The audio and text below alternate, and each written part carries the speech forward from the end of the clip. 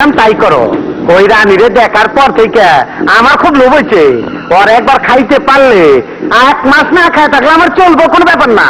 শোনা ভাই, তুমি তো শুধু তোমার কথাই ভাবো, আমার ইচ্ছে হয় না।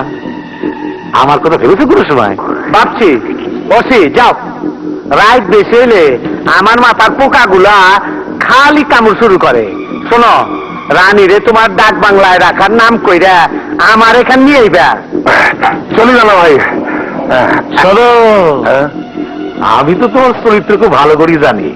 তুমি আবার মাছ পথে কিছু করে বসো না। কি যে বলে এমপি সাহেব, আমি তো জুতা কাটা খাবার খাইতে অভ্যস্ত, তাই সন্দেহ করার কোনো কারণ নাই। আসি। বেশি হাসো না, কাম করে আইসো।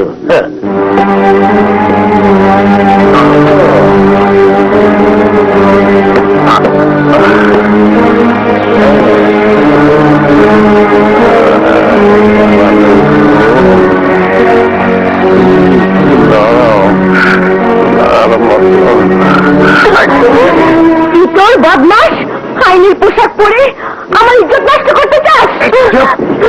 হারাম যাবি, কি দেখতে পাইতেছস না আমি সিভিল ড্রেসে আইছি। আমার শরীরে এখন আইনের পোশাক নাই। তুই চল আর আমার যাও। আমার কথা শুনলে তোর দুই রেখে আমি ছেড়ে দেবো। রাগ করে না, জোর করে জোর করে না। লক্ষ্মী সোনা। বাহ বাহ, চমৎকার। এই হইল একজন থানার উচিত চরিত্র। পাগলামি করবি তো রাস্তায় যা, এইখানে পাগলামি করলে তোকে আমি লকাপে ঢুকাই দেবো।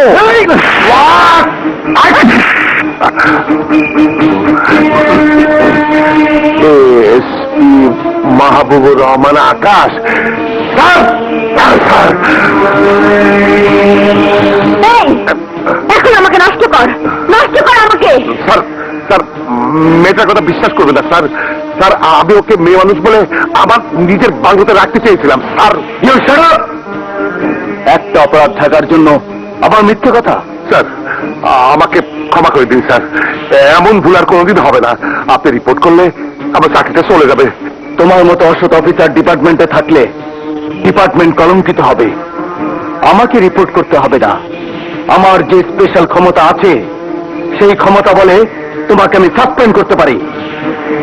স্যার, প্রথমবারের মতো ক্ষমা করলাম, দ্বিতীয়বার তোমার কোনো বাপও তোমাকে বাঁচাতে পারবে না। আর ভুল হবে না স্যার।